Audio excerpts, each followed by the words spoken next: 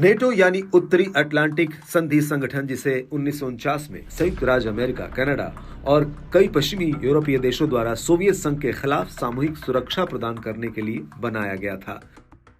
NATO का उद्देश्य राजनीतिक और सैन्य माध्यमों से अपने सदस्यों की स्वतंत्रता और सुरक्षा की गारंटी देना है।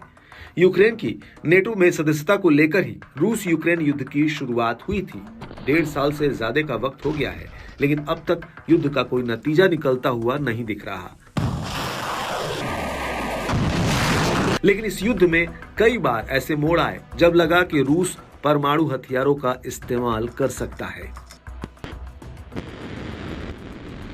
दरअसल युद्ध के शुरुआती महीनों में यूक्रेन बचाव की मुद्रा में दिखा था, लेकिन जैसे जैसे उसको अमेरिका के साथ नेटो देशों के हथियारों का सहयोग मिलता गया, यूक्रेन रूस से मोर्चा लेता हुआ दिखाई दिया। वहीं दूसरी तरफ रूस की परमाणु क्षमता से भी सभी वाकिफ हैं, और ऐसे में जब जब रूस को मुंह की खानी पड़ी तो ऐसा लगा कि रूस अपनी परमाणु क्षमता का इस्तेमाल न कर दे, और खुद रूस ने बेलारूस में अपने परमाणु हथियार तैनात करके इस तरह के संकेत भी दिए थे।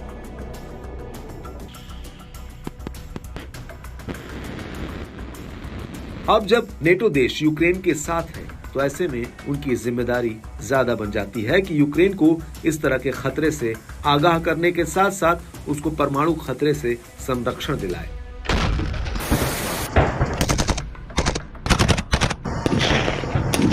लेकिन रूस यूक्रेन के इस युद्ध में अब तक यही दिखा कि नेटो का यूक्रेन को जो समर्थन है वो पूरी तरह से नहीं है।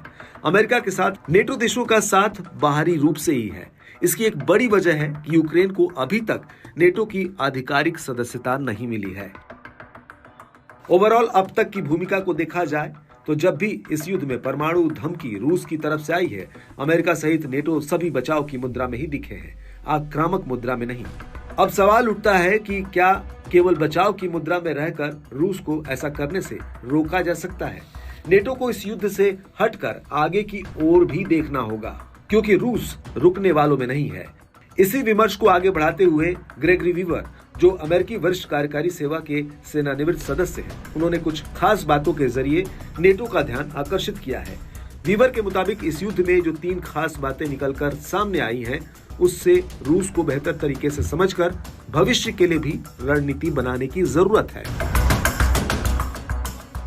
पहला, नेटो नेताओं को यह सीखना चाहिए कि यूक्रेन पर आक्रमण करने के पुतिन के फैसले ने यह दिखा दिया कि उनमें जोखिम लेने का मादा है।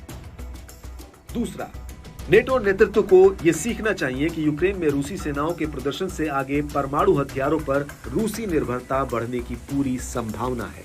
तीसरा, नेटो के नेतृत्व को यह सबक लेना चाहिए कि यदि रूसी नेता यूक्रेन में परमाणु हथियारों का इस्तेमाल नहीं करते हैं, तो ये कोई जरूरी नहीं कि अन्य परिस्थितियों में नेटो के खिलाफ ऐसा नहीं करेंगे।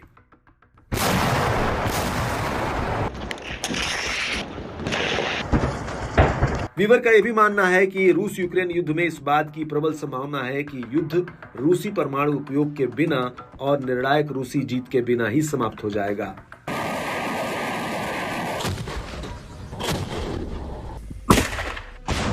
इसके अलावा अंतर्राष्ट्रीय विमर्श के अंतर्गत एक और पहलू पर भी चर्चा हो रही है, वो ये कि अगर कभी अमेरिका किसी अन्य परमाणु सहयोगी के साथ बड़े संघर्ष में उलझ जाता है, तो रूस को नेटो पर हमला करने का अवसर मिल सकता है। इस परिस्थिति में भी यूक्रेन में युद्ध समाप्त होने के बाद नेटो के खिलाफ रूसी परमाणु उपयोग को रोकना एक चैलेंज के तौर पर बना रहेगा।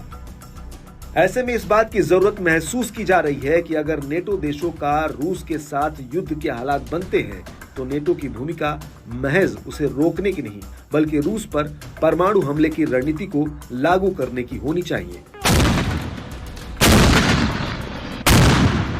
पश्चिम का एक धड़ा इस बात को प्रबल रूप से मानता है कि यही वो एकमात्र तरीका हो सकता है जो रूस के विस्तारवादी और परमाणु आक्रामकता पर लगाम लगा सकता है।